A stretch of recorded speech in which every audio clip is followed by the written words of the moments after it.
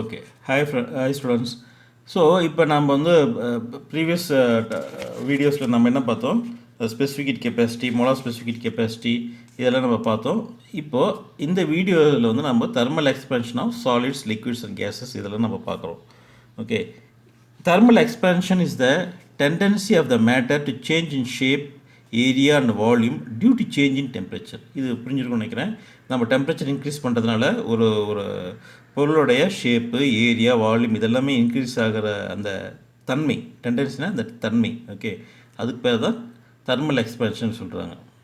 All the 3 states of matter, solid, liquid and gases, expand when heated. Okay, heat ஆனவுடனே expand ஆகுது. when solid is heated, its atoms vibrate with a higher amplitude about its fixed points. Solid வந்து அது அதனுடைய ஆட்டம், அது solid பல ஆட்டம்ஸால் உருவாகிருக்கு. அப்படி அந்த atoms வந்து ஹீட் பண்ண உடனே என்ன ஆகுது? நல்லா வைப்ரேட் ஆகுது. Okay, so the relative change in the size of a solid is small. Okay, the railway tracks are given small gaps so that in summer the tracks expand and do not buckle. Railroads, trucks and bridges have expansion joints allowed them to expand and contract freely with temperature changes. இப்போ பார்த்தீங்கன்னா நம்ம climate வந்து குளிர்காலம், வெயில் காலம், மழை காலம் இப்படி மாறி மாறி இருக்குது. இப்போது இந்த கான்செப்ட் ஆஃப் தெர்மல் எக்ஸ்பேன்ஷன் படி வெயில் காலத்தில் நம்ம ஹீட் ஆகும்போது கொஞ்சம் இந்த ஸ்டீலு இதெல்லாம் வந்து கொஞ்சம் எக்ஸ்பேண்ட் ஆகும். ஸோ அந்த எக்ஸ்பேண்ட் ஆகிறதுக்கு தகுந்த மாதிரி நாம் வந்து அந்த ரயில்வே ட்ராக்ஸில் எல்லாமே வந்து ஒரு சின்ன கேப் விட்டுருப்பாங்க. ஓகே, எவ்வளோ எக்ஸ்பேண்ட் ஆகுமோ, for example 3 mm, 4 mm, 5 mm expand ஆகுமோ அதுக்கு தகுந்த மாதிரி ஒரு கேப் விட்டால் தான். இல்லைன்னா வந்து அந்த கேப் இல்லை அப்படின்னா மற்ற அந்த கேப் இல்லைன்னா என்னென்னா ஒரு மெட்டல் இன்னொரு மெட்டலோட கிராஷ் ஆகும். ஓகே, ஸோ அந்த மாதிரிலாம் இல்லாமல் நார்மலாக அந்த மெட்டல்ஸ் வந்து எந்த பாதிப்பு இல்லாமல் இருக்கிறதுக்காக நாம் வந்து அந்த கேப் விடுறோம். Okay, liquids have less intermolecular forces than solids, hence they expand more than solids. This is the principle behind mercury thermometer. Okay, in the case of gas, the intermolecular forces are almost negligible, hence they expand much more than solids. For example, hot air balloons. இப்போ இது நீங்கள் பார்த்தீங்கன்னா solids, liquids and gases மூணுத்தில் வந்து atomic forces. இப்போ இதில் என்ன சொல்லியிருக்காங்க? Liquids are lesser intermolecular forces. Okay, so அதே மாதிரி இப்போது இந்த சாலிட்ஸில் வந்து ஆட்டம்ஸு, மாலிகுல்ஸ்லாம் ரொம்ப க்ளோஸாக இருக்கும். ஓகே, ரொம்ப லிக்விட்ஸில் வந்து கொஞ்சம் லூஸாக இருக்கும். ஓகே, கேப் அதிகமாக இருக்கும். ஒரு ஆட்டம்ஸ்க்கும் மாலிகுல்ஸ்க்கும் கேப் அதிகமாக இருக்கும்.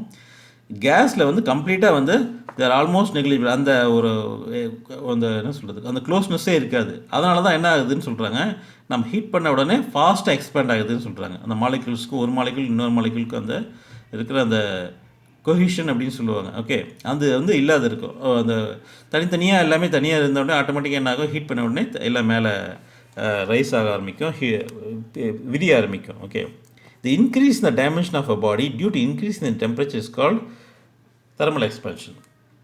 ஒரு பாடி, ஒரு பொருள் வந்து டெம்பரேச்சர் இன்க்ரீஸ் ஆகிறதுனால இன்க்ரீஸ் ஆச்சுன்னா அதுக்கு பேர் தெர்மல் எக்ஸ்பேன்ஷன் சொல்கிறாங்க. அது மாதிரி எக்ஸ்பேண்ட் ஆகிறதுல டிஃப்ரெண்ட் டைப்ஸ் இருக்குது. என்னென்னா, த expansion in length is called linear expansion. இப்போது ஒரு பொருள், இப்போ இந்த மாதிரி ஒரு ஸ்டீல் பைப் இருக்குது அப்படின்னா நம்ம எக்ஸ்பேண்ட் ஆகுது, லென்த் வைஸ் எக்ஸ்பேண்ட் ஆகுது அப்படின்னா என்ன சொல்கிறாங்க? அதுக்கு பேர் linear expansion. Okay, similarly the expansion area is called area expansion. Okay, இப்போ நம்ம வந்து இது வந்து லீனியர் எக்ஸ்பேன்ஷன். ஒரு பைப்பை ஹீட் பண்ணுறோம், இது length wise, for example first 10 mm இருக்குது, அப்புறம் வந்து 13 mm ஆகிடுது அப்படின்னா என்னது? இது வந்து லீனியர் எக்ஸ்பேன்ஷன். இது வந்து இந்த ஏரியா வைஸ் எக்ஸ்பேன்ஷன். இது வந்து ஒரு பிளேட் மாதிரி, ஏதோ ஒரு ஸ்கொயர் பிளேட் மாதிரி இருக்குது. இங்கே நம்ம நடுவில் ஹீட் பண்ணுறோம், ஹீட் பண்ண உடனே என்னது? 4 சைடுமே எக்ஸ்பேண்ட் ஆகுது. ஓகே, 4 சைடுமே இந்த ஏரியா வைஸ் எக்ஸ்பேண்ட் ஆகுது அப்படின்னும் போது என்னது? அதுதான் என்ன சொல்கிறாங்க? ஏரியா எக்ஸ்பேன்ஷன் அப்படின்னு சொல்கிறாங்க. Area expansion. அதே மாதிரி இப்போ நம்ம வந்து இது வந்து 2D. Okay, 2D. இது வந்து வால்யூம், ஒரு பெரிய ஒரு பாத்திரம் மாதிரி இருக்குது. ஓகே, வால்யூம் க்யூப் மாதிரி இருக்குது. இதை வந்து நம்ம ஹீட் பண்ணுறோம் அப்படின்னும் போது என்னென்னா எல்லா சைடுமே எக்ஸ்பேண்ட் ஆகுது. 1 2 3 4 5 6 7 8 க்யூப்பில் இருக்கிற எல்லா சைட்ஸுமே எக்ஸ்பேண்ட் ஆகும்போது என்ன சொல்கிறாங்க? அது வால்யூம் எக்ஸ்பேன்ஷன் அப்படி சொல்கிறாங்க. ஸோ இப்போ எக்ஸ்பேன்ஷன் போது நார்மலாக லென்த்து, ஏரியா, வால்யூம் மூணுமே எக்ஸ்பேண்ட் ஆகுது. ஸோ இப்போ இந்த ஒவ்வொன்றுத்துக்குமே தனித்தனியான ஃபார்முலாஸ் கொடுத்துருக்காங்க. ஓகே, லீனியர் எக்ஸ்பென்ஷனுக்கு ஃபார்முலா, ஏரியா எக்ஸ்பென்ஷனுக்கு ஃபார்முலா, ஓகே, இப்போ எல்லா ஃபார்முலா வந்து கிட்டத்தட்ட எல்லாமே ஒன்று தான் வரும். இப்போ பார்த்துக்கலாம். இப்போ பார்த்தீங்கன்னா ஆல்ஃபா அப்படிங்கிறது என்னென்னா, ஆல்ஃபா எல் அப்படின்னா coefficient of linear expansion. Del எல்னா சேஞ்ச் இன் லென்த். இது வந்து எல்ஓன்னா ஒரிஜினல் லென்த்து, டெல்டினா சேஞ்ச் இன் டெம்பரேச்சர். இப்போது கோஎஃபிஷியன்ட் ஜென்ரலாக கோஎஃபிஷியன்ட்னா என்ன சொல்லுங்கள்? கோஎஃபிஷியன்ட்னா அப்படின்ற வார்த்தை வந்துச்சுனாலே change in original length by change in length by original length. Coefficient அப்படிங்கிற வார்த்தை வந்தாலே என்னது? ஒரிஜினல் லென்த் பை கோஎஃபிஷியன்ட்ன்ற வார்த்தை வந்தாலே என்னது? Change in length by original length. Okay, change in length எவ்வளோ? Del L. Okay, del L by இங்கே பாருங்கள் சேஞ்ச். இது வந்து first original length original length. Okay, இப்போ வந்து என்னது? இது வந்து டெல் எல். இதை தான் அவங்க என்ன சொல்கிறாங்க? Change in length. இந்த டெல் எல்லுங்கிறது என்னது? Change in length. Okay, del எல்லுங்கிறது என்னது? Change in length. இதை தான் அவங்க என்ன சொல்கிறாங்க? Change in length by original length. Original length என்னது? எல்ஓ. இதான் வந்து ஒரிஜினல் லென்த். ஓகே, கோஎஃபிஷியன்ட் பார்த்தா change in length by original length, change in area by original area, change in volume by original volume. இது இப்படி தான் வரும் coefficient அப்படிங்கனாலே. Okay, அல்லது change in pressure by original pressure அப்படிங்கிறது. நீங்கள் கோஎஃபிஷியன்ட் வார்த்தை எப்போ வந்தாலுமே சேஞ்ச் இன் அப்படின்ட்டு போட்டு கீழே வந்து ஒரிஜினல் அப்படின்ற வார்த்தை நீங்கள் யூஸ் பண்ணிக்கலாம். இப்போ இந்த டெம்பரேச்சருக்கு எவ்வளோ சேஞ்ச்? இந்த டெம்பரேச்சர் ஏன் டெல்டி வருது அப்படின்னா, அந்த டெம்பரேச்சர் இன்க்ரீஸ்க்காக நார்மல் டெம்பரேச்சர்ங்கிறது ரூம் டெம்பரேச்சர். ஓகே, அதுதான் வந்து ஒரிஜினல் டெம்பரேச்சர் டிஓ அப்படின்னு சொல்கிறோம். அப்போ வந்து தான் ஒரிஜினல் டெம்பரேச்சர் நார்மலான டெம்பரேச்சருக்கு தான் ரூம் டெம்பரேச்சரில் இருக்கிறதுக்கு தான் வந்து இந்த லென்த் இருக்குது.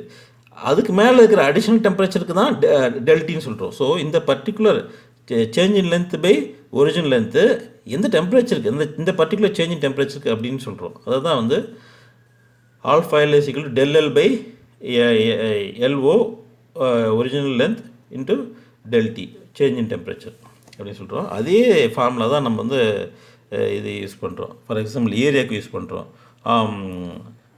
ஓகே, கோஎஃபிஷியன்ட் ஆஃப் ஏரியா எக்ஸ்பென்ஷனுக்கு என்ன சொல்கிறோம்? Del A by A naught into del T. Okay, change in area by original area for change in temperature. இவ்வளோ டெம்பரேச்சர் சேஞ்சுக்கு எவ்வளோ சேஞ்ச் ஆஃப் ஏரியா வந்திருக்கு அப்படிங்கிறத தான் பார்க்குறோம். அதே மாதிரி தான் வால்யூமுக்கு. Okay, coefficient of volume expansion இப்போ கொடுத்துருப்பாங்க. Coefficient of volume expansion. So coefficient of volume எக்ஸ்பென்ஷனுக்கு என்னது? Change in volume by original volume. Change in volume எதை பேஸ் பண்ணியிருக்கு? Because of this change in temperature. இவ்வளோ சேஞ்ச் இன் டெம்பரேச்சருக்கு இவ்வளோ volume. அதை தான் கொடுத்துருக்கேன். இது வந்து இந்த ஃபார்முலா வந்து ஸ்டாண்டர்டாக இது பண்ணிக்கோங்க. அப்புறம் வந்து பார்த்துக்கோங்க, unit of linear coefficient of linear area and volumetric expansion is அதாவது 1/c. ஓகே, டிகிரி செல்சியஸ்னு கெல்வின் அப்படின்றது கொடுத்துருக்காங்க. 1/c அல்லது 1/kன்னு போட்டுக்கோங்க, அல்லது C-1 K-1 அப்படின்னு எழுதிக்கலாம் நீங்கள். ஓகே, அடுத்து அனோமலஸ் எக்ஸ்பென்ஷன் ஆஃப் வாட்டர்.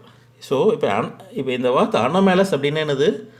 ஒழுங்கின்மை, தாறுமாறான, முரண்பாடான அப்படிங்கிறது தான் இதனுடைய அர்த்தம், தமிழ் அர்த்தம். ஓகே, இப்போ அனோமலஸ் எக்ஸ்பென்ஷன் ஆஃப் வாட்டர். இப்போது லிக்விட்ஸ் இது ஏன் அந்த முரண்பாடான வாட்டர் வந்து முரண்பாடாக செயல்படுது அப்படிங்கிற ஒரு கான்செப்ட் தான் இப்போ இந்த டாப்பிக்கில் கொடுத்துருக்காங்க.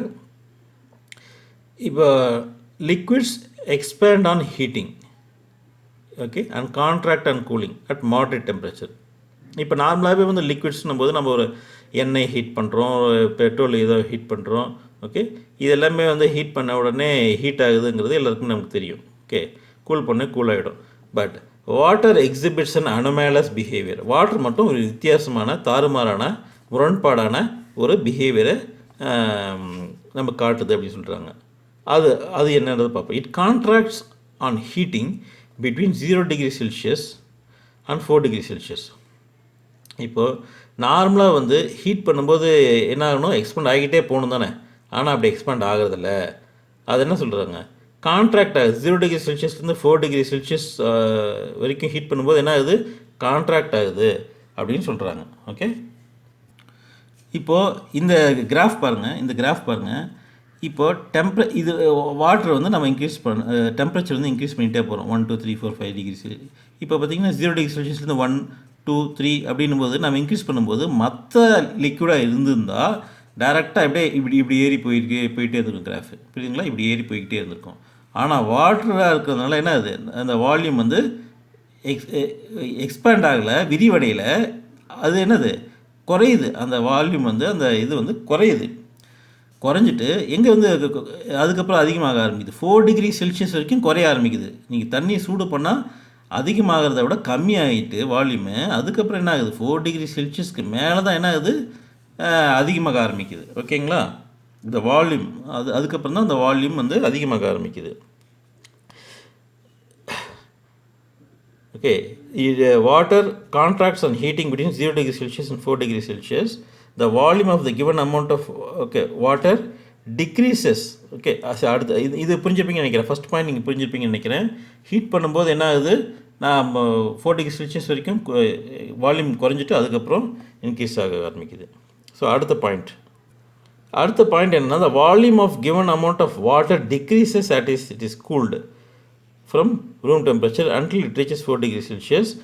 ஓகே, இப்போது நார்மலாக நமக்கு என்ன தெரியும், ஹீட் பண்ணால் எக்ஸ்பேண்ட் ஆகும், கூல் பண்ணால் கான்ட்ராக்ட் ஆகும். இங்கே பாருங்கள், liquid expands on heating and contracts on cooling. இதுதான் நார்மல் பிஹேவியர். ஓகே, லிக்விட் வந்து ஒரு நம்ம கூல் பண்ண ஆரம்பிக்கிறோம், ஒரு 80 டிகிரி செல்சியஸில் இருக்குது அப்படின்னா கூல் பண்ண ஆரம்பிக்கிறோன்னா அதனுடைய இடம், ஆக்குபை பண்ணுற இடம் வந்து அப்படியே கம்மியாகும். ஓகே, கான்ட்ராக்ட்ஸ் ஆன் கூலிங் அப்படின்னு தான் நார்மல் ஜென்ரல் ரூல். ஆனால் இங்கே தண்ணி மட்டும் என்ன சொல்லுதுன்னா, கூல் பண்ண ஆரம்பிக்கும் போது, ஓகே, கூல் பண்ண ஆரம்பிக்கும் போது 10 டிகிரி செல்சியஸ்லேருந்து என்னது, இது டெம்பரேச்சர் 10 டிகிரி செல்சியஸ்லேருந்து 9 degree Celsius, 8 degree Celsius, 7 degree செல்சியஸ்னு கூல் ஆகும்போது என்ன ஆகுது, ஆட்டோமேட்டிக்காக நமக்கு வந்து அந்த வால்யூம் கம்மியாகிட்டே வருது. ஓகேங்களா? இது ஏன் டென்சிட்டியில் சொல்கிறாங்க அப்படின்னா, டென்சிட்டி அதிகமாச்சுன்னா என்ன அர்த்தம், டென்சிட்டி அதிகமாகுதுன்னா என்னது, அடர்த்தித்தன்மை அதிகமாகுதுன்னா என்ன அர்த்தம், சுருங்குது அப்படின்னு அர்த்தம். புரியுதுங்களா? அதுதான் இங்கே கிராஃப் வந்து மேலே போகுது. அதனால் நீங்கள் கன்ஃபியூஸ் ஆகிக்க வேண்டாம். இப்போ டெம்பரேச்சர் இந்த இது வந்து நம்ம இப்படி பார்ப்போம். டென்சிட்டி வந்து 10 டிகிரி செல்சியஸ்லேருந்து 9 டிகிரி செல்சியஸ், 8 டிகிரி செல்சியஸ்னு டெம்பரேச்சர் கம்மியாகிட்டே வரும்போது டென்சிட்டி என்ன ஆகுது, அதாவது அடர்த்தித்தன்மை என்ன ஆகுது, அதிகமாகுது. அடர்த்தித்தன்மை அதிகமாகுதுன்னா என்னது, அது வந்து சுருங்குது அப்படின்னு அர்த்தம். ஓகே, அப்போ சுருங்கும்போது 4 டிகிரி செல்சியஸ்க்கு வரும்போது வரைக்கும் என்ன ஆகுது, சுருங்கிட்டே வருது. ஓகே, அதுக்கப்புறம் என்ன ஆகுது, தண்ணி திடீர்னு எக்ஸ்பேண்ட் ஆக ஆரம்பிக்குது, என்னது, விரிவடைய ஆரம்பிக்குது. ஓகே, திரும்பியும் அந்த ஃபார் எக்ஸாம்பிள் இப்போ 10 டிகிரி செல்சியஸ்லேருந்து இப்போ நம்ம வந்து டெம்பரேச்சர் வந்து குறைச்சிட்டே வரும்போது, இப்போ நமக்கு வந்து குறைஞ்சிட்டே வர்றதுனால ஒரு சின்ன பாத்திரத்தில் இருந்தால் இப்போ ஃபார் எக்ஸாம்பிள் இவ்வளோ இடம் ஆக்குபை பண்ணியிருந்தது அப்படின்னா இவ்வளோ இடம் ஆக்குபை பண்ணோம் 4 டிகிரி செல்சியஸ்க்கு வர வரைக்கும். அதுக்கப்புறம் என்ன ஆகுது, 4 டிகிரி செல்சியஸ்க்கு வந்துட்டோடனே திரும்பி என்ன ஆகுது, வாட்ரு திரும்பி கொஞ்சம் எக்ஸ்பேண்ட் ஆக ஆரம்பிக்குது. புரியுதுங்க?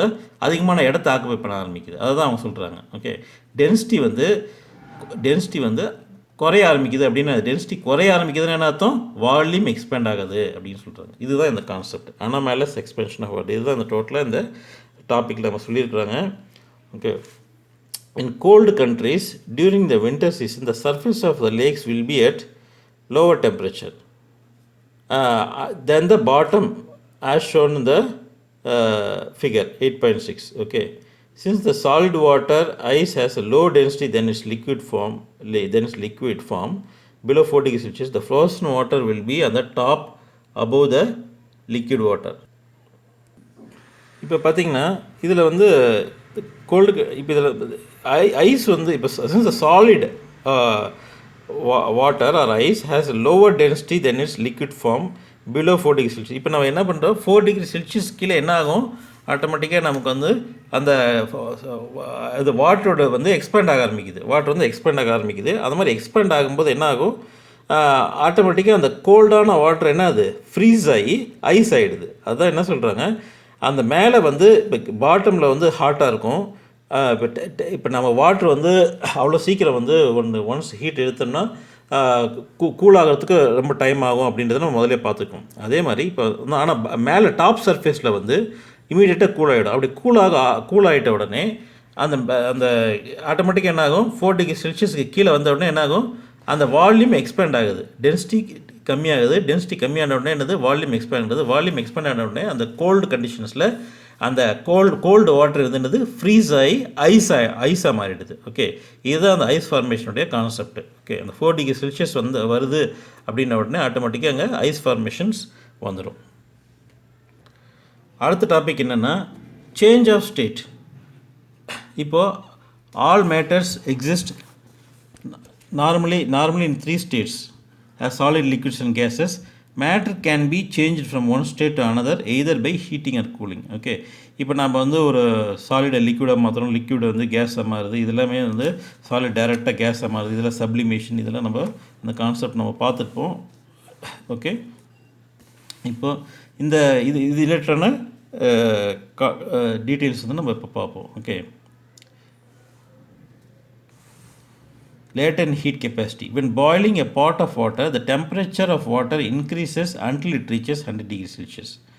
இது நமக்கு தெரியும். ஓகே, நார்மலான ஒரு சாதாரண 30-20 ரூம் டெம்பரேச்சர் இருக்கக்கூடிய ஒரு வாட்டரை ஹீட் பண்ணுறோம். அது என்னது ஃபஸ்ட்டு 100 டிகிரி செல்சியஸ் வரைக்கும் ஹீட் பண்ணுறோம். Which is the boiling point of water. What is the boiling point of water அப்படின்னு கேட்டால் இது பார்த்துக்கோங்க. பாய்லிங், இது நிறைய பேர் தப்பு பண்ணுவோம். Which is the boiling point of water அப்படின்னோடனே 100 டிகிரி கெல்வின் அப்படின்னு கொடுப்பாங்க, 100 டிகிரி செல்சியஸ்னு கொடுப்பாங்க, 273 டிகிரி செல்சியஸ், 273 கெல்வின் இப்படி கொடுப்பாங்க. கேர்ஃபுல்லாக பார்த்துக்கோங்க. 100 டிகிரி கெல்வினா செல்சியஸாக நிறைய பேருக்கு கன்ஃபியூஸ் ஆகிடும். Water increase still reaches 100 degree Celsius, which is the boiling point of water. Okay, and then the temperature remains constant until the water changes from liquid to gas. அதுக்கப்புறம் 100 degree செல்சியஸ்லேயே இருக்கும். இது வரைக்கும்னா அந்த நம்ம கண்டினியூஸாக ஹீட்டும் நம்ம கொடுத்துட்டே இருந்தோம்னா என்ன ஆகும், லிக்விட் கேஸ் ஆக ஆரம்பிக்கும். During this process, the heat is continuously added to the water. Okay, heat continuously add பண்ணிட்டே இருக்கும், but the temperature of the water does not increase above the boiling point. This is the concept of latent heat capacity. நம்ம heat பண்ணிகிட்டே இருக்கோம், அது அப்போ என்ன ஆகுது, அந்த 100 டிகிரி செல்சியஸ்லேயே இருக்குது, ஆனால் கேஸாக மாறிட்டே இருக்குது. ஓகே, அந்த கான்செப்ட் இப்போ தான் லேட்டன்ட் ஹீட் கெப்பாசிட்டி சொல்கிறாங்க. Latent heat capacity of substance is defined as the amount of heat energy required to change the state of a unit mass of substance. So அந்த ஒரு யூனிட் மாஸ் ஆஃப் சப்ஸ்டன்ஸை ஒரு ஸ்டேட்லேருந்து change the state அப்படின்னு அந்த change liquid ஸ்டேட்லேருந்து case ஸ்டேட்டுக்கு மாற்றுறது, அதுதான் change of ஸ்டேட்னு சொல்கிறாங்க. Amount of heat energy required to change the state of a unit mass of substance. Unit மாஸுங்கிறது 1 kg இருக்கலாம், 2 kg இருக்கலாம், அதான் யூனிட் மாஸ்ன்னு சொல்கிறாங்க. யூனிட் மாஸ்னா ஜென்ரலாக 1. ஓகே,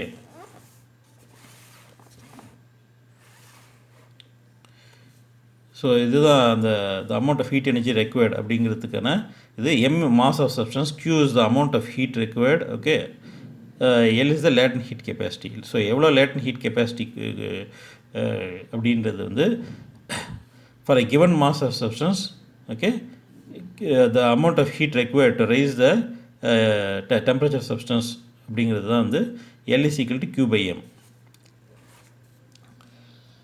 அடுத்து நம்ம பார்க்கும்போது SI unit of latent heat is joule per KG. Okay, அதான் ஜூல், Qயோட யூனிட் ஜூலு, எம்மோட யூனிட் கேஜி. ஓகே, அதுதான் சொல்கிறாங்க. Is the amount of heat energy required to change the unit mass of substance of a material. Okay, ஒரு for example 1 kg இருக்குது அப்படின்னா அந்த unit மாஸை வேறு ஸ்டேட்டுக்கு மாற்றுறதுக்கு, வேறு லிக்விட்லேருந்து சாலிட் ஸ்டேட்டுக்கு மாற்றுறதுக்கு எவ்வளோ ஹீட் தேவைப்படுது அப்படிங்கிறது லேட்டன்ட் ஹீட் கெப்பாசிட்டி. இப்போ இந்த கிராஃப் பார்த்திங்கன்னா இப்போ இது X axis energy, Y axis temperature. இப்போ நம்ம எனர்ஜி இன்க்ரீஸ் ஆகிக்கிட்டே இருக்கும்போது என்ன ஆகுது, ஓகே, இப்போ சாலிட் அப்படியே மெல்ட் ஆகி கொஞ்சம் நேரம் அப்படியே நிற்கிது. ஓகே, சாலிட் ஃபார் எக்ஸாம்பிள் ஒரு ஸ்டீல் மெல்ட் பண்ணுறோம் அப்படின்னா மெல்ட் ஆகி அப்படியே கொஞ்சம் நேரம் அந்த ஸ்டேட்டில் இருக்குது. அதுக்கப்புறம் லிக்விட் ஆகுது. ஓகே, அதுக்கப்புறம் லிக்விட் ஆக ஆரம்பிச்சுட்டு அதுக்கப்புறம் அப்படியே கொஞ்சம் நேரம் அதே ஸ்டேட்டில் இருந்து அதுக்கப்புறம் என்னது கேஸ் ஆக ஆரம்பிக்குது. ஸோ இந்த கான்செப்ட் இதுதான் temperature versus heat for water. இப்போ இதில் பார்த்திங்கன்னா இப்போ சால்ட் ஹீட் பண்ண உடனே டக்குன்னு அப்படியே லிக்விட் ஆகிடாது, அது கொஞ்சம் நேரம் எடுத்துக்கும். ஓகே, கொஞ்சம் நேரம் எடுத்துகிட்டு அதுக்கப்புறம் தான் லிக்விட் ஆக ஆரம்பிக்கும். அதே மாதிரி லிக்விட் ஸ்டேட்லேருந்து உடனே டக்குன்னு அப்படியே கேஸ் ஆகிடுது. கொஞ்சம் அந்த வேப்பரைசேஷன் ஸ்டேட் அதுதான் அந்த ப்ளூ கலரில் கொடுத்துருக்குறாங்க. ஓகே, அடுத்து latent heat of solid liquid. Latent heat for a solid liquid state change is called latent heat of fusion. The latent heat for liquid அதாவது the latent heat for solid to liquid state change is called latent heat of fusion. The latent heat for liquid to gas state change, அதாவது சாலிட்லேருந்து இது லிக்விடாக மாற்றுறதுக்கு பேர் latent heat of fusion சொல்கிறாங்க. லிக்விட்லேருந்து கேஸாக மாறதுக்கு பேர் latent heat of vaporisation சொல்கிறாங்க. Okay, இப்போ இந்த பார்த்துக்க, இந்த வேர்டை வந்து இது நமக்கு புரியுது. லிக்விட்லேருந்து கேஸாக மாறுறது வேப்பரைசேஷன்றது தெளிவாக புரியும். ஆனால் சாலிட்லேருந்து லிக்விடாக மாற்றுறதுக்கு பேர் ஃபியூஷன் அப்படின்னு சொல்லுவாங்க. இது நம்ம ஃபியூஷன் அப்படின்னோடனே நம்ம என்ன லிக்விட்லேருந்து சாலிட் ஆகும்னு நினச்சிப்போம். இது கேரக்டர் பார்த்துக்கோங்க, சாலிட்லேருந்து லிக்விட் ஆகுது.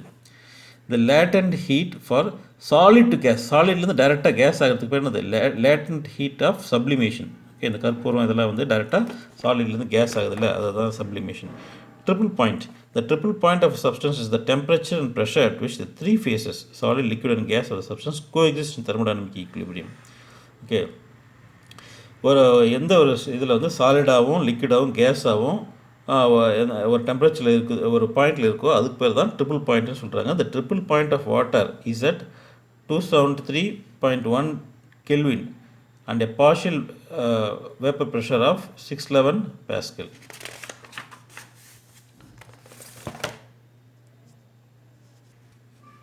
அடுத்து இப்போ நம்ம இந்த கலோரிமெட்ரி அப்படிங்கிற டாபிக் பார்ப்போம். Calorimetry means the measurement of the amount of heat released or absorbed by thermodynamic system during the heating process.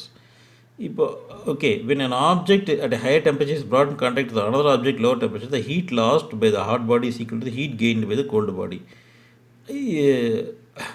No heat is allowed to escape to surroundings. Okay, இப்போ எந்த ஹீட்டும் வந்து கலோரிமெட்ரி அப்படிங்கிற அந்த இன்ஸ்ட்ருமெண்ட்டுக்குள்ளே இப்போ வந்து நம்ம வந்து ஒரு ஆப்ஜெக்ட் இருக்குது, பாடி ஹையர் டெம்பரேச்சரில் ஒரு ஆப்ஜெக்ட் இருக்குது. ஓகே, ஒரு பீஸ் ஆஃப் மெட்டல் இருக்குது, அது வந்து ஃபார் எக்ஸாம்பிள் 80 டிகிரி செல்சியஸில் இருக்குதுன்னு வைங்க. இப்போ இந்த தண்ணி வந்து ஒரு 40 டிகிரி செல்சியஸில் இருக்குது அப்படின்னா, நாம் வந்து இந்த 80 டிகிரி செல்சியஸில் இருக்கக்கூடிய ஒரு ஸ்டீல் பீஸ் சாம்பிளை வந்து நம்ம உள்ளே போடுறோம் அப்படின்னா, அது வந்து என்னாகும், இது ஓகே வாட்டர் வந்து 20 டிகிரி செல்சியஸில் இருக்குதுன்னு வச்சுப்போம்.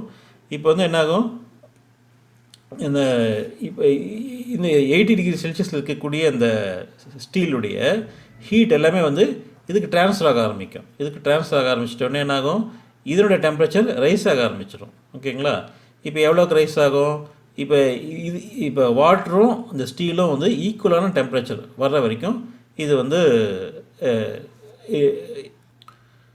ஆல்மோஸ்ட் ஈக்குவலான டெம்பரேச்சர் வர வரைக்கும் இதாகும். ஃபார் எக்ஸாம்பிள், இந்த ஸ்டீல் ஆப்ஜெக்ட் வந்து 80 டிகிரி செல்சியஸ், இந்த வாட்டர் வந்து 20 டிகிரி செல்சியஸ்னால், இப்போது இந்த வாட்டர் வந்து 50 டிகிரி செல்சியஸ் வரைக்கும், இந்த ஸ்டீல் வந்து 50 degree Celsius, around 50 degree Celsius. Okay, இது வரைக்கும் வர வரைக்கும் இது வந்து ஹீட்டு குறையும் ஸ்டீல் ஆப்ஜெக்ட். ஸோ இதுதான் இந்த ட்ரான்ஸ்ஃபர் ஆஃப் ஹீட் எனர்ஜி. இது நார்மலாக ஹீட் லாஸ் வந்து எப்பவுமே இருக்கும். இது வந்து ஒரு ஐடியல் கண்டிஷனாக கலோரிமெட்ரிக்குள்ளே நடக்குது அப்படிங்கிற ஒரு கண்டிஷனில் இவங்க எடுத்து இந்த இந்த இந்த எக்ஸ்பெரிமெண்ட் நம்ம பார்க்குறோம். ஓகே, ஸோ அந்த மாதிரி கண்டிஷனில் என்ன ஃபார்முலா அப்படின்றது தான் த ஃபைனல் டெம்பரேச்சர். ஸோ இந்த மாதிரி கண்டிஷனில் ஓகே, இனிஷியலாக ஒரு டெம்பரேச்சர் இருக்குது, ஃபைனலாக T2 டெம்பரேச்சர் இருக்குது. ஓகே, ரெண்டு வேறு பாடிக்கு மாஸ் 1 வந்து ஸ்டீல்னு வச்சுப்போம், M2 வந்து வாட்டர்னு வச்சுப்போம். ஸோ இந்த மாதிரி T1 டெம்பரேச்சர் இனிஷியலாக வந்து 80 degree Celsius, first T2 water வந்து 20 டிகிரி செல்சியஸ் அப்படின்னா, S1 specific capacity of steel, S2 வந்து ஸ்பெசிஃபிக் கெப்பாசிட்டி ஆஃப் வாட்டர் அப்படின்னு நம்ம வச்சுட்டோம்னா, ஃபைனல் டெம்பரேச்சர் எவ்வளோ அப்படிங்கிறதுக்கான ஃபார்முலா இது. ஓகே, டெரிவேஷன்ஸ்லாம் அந்தளவுக்கு இம்பார்ட்டன்ட் இல்லை, டைரெக்டாக ஃபார்முலா பாருங்கள். ஓகே, அண்டர்ஸ்டாண்டிங்காக ஜஸ்ட் ஒன்று கோத்ரூ பண்ணுங்கள், டைரெக்டாக ஃபார்முலா. இப்போ இதில் வந்து அடுத்த வீடியோஸில் வந்து நம்ம என்ன பண்ணுறோம், இந்த கலோரிமெட்ரி பேஸ்டு ப்ராப்ளமில் ப்ராப்ளம் சால்வ் பண்ணிட்டு அடுத்து heat transfer, radiation, Newton's law of cooling இதெல்லாம் நம்ம பார்ப்போம். ஸோ இப்போ இந்த வீடியோ வந்து மறக்காமல் இது வரைக்கும் நம்ம நடத்துனதில் ஏதாச்சும் டவுட்ஸ் இருந்தாலோ கிளாரிஃபிகேஷன் இருந்தாலும் நீங்கள் கமெண்ட் செக்ஷனில் இது பண்ணுங்கள். இதுக்கு முன்னாடி இருக்கிற ப்ரீவியஸ் வீடியோஸும் வந்து நம்ம எல்லாத்துமே கொஞ்சம் கோத்ரூ பண்ணுங்கள். நிறைய ஃபார்முலா கன்வர்ஷன்ஸ் இதெல்லாம் நம்ம எப்படி பண்ணணும் அப்படிங்கிறதையும், யூனிட் கன்வர்ஷன்ஸ்லாம் எப்படி பண்ணணும் அப்படிங்கிறதையும் நம்ம தெளிவாக சொல்லியிருக்கோம். இதை வந்து உங்கள் ஃப்ரெண்ட்ஸ்கிட்ட, உங்கள் கிளாஸ்மேட்ஸ் கிட்டலாம் ஷேர் பண்ணுங்கள். ஓகே, அப்புறம் வந்து மறக்காமல் சப்ஸ்கிரைப் பண்ணுங்கள். அப்போ தான் உங்களுக்கு வந்து இந்த வீடியோஸ் வந்து கண்டினியூஸாக நாங்கள் வந்து போட்டுகிட்டே இருப்போம். இங்கே சால்வ்டு ப்ராப்ளம்ஸ் மட்டும் கிடையாது, சால்வ் ஆகாத நிறைய எக்ஸசைஸ் ப்ராப்ளம்ஸு, அது இல்லாத IIT NEET based physics questions ப்ராப்ளம்ஸையும் தனித்தனியாக கண்டினியூஸாக அந்தந்த சாப்டருக்கு ரிலவெண்ட்டாக நாங்கள் சால்வ் பண்ணிகிட்டே வருவோம். ஓகேவா, அதனால் மறக்காமல் சப்ஸ்கிரைப் பண்ணுங்கள். Thank you students, thank you.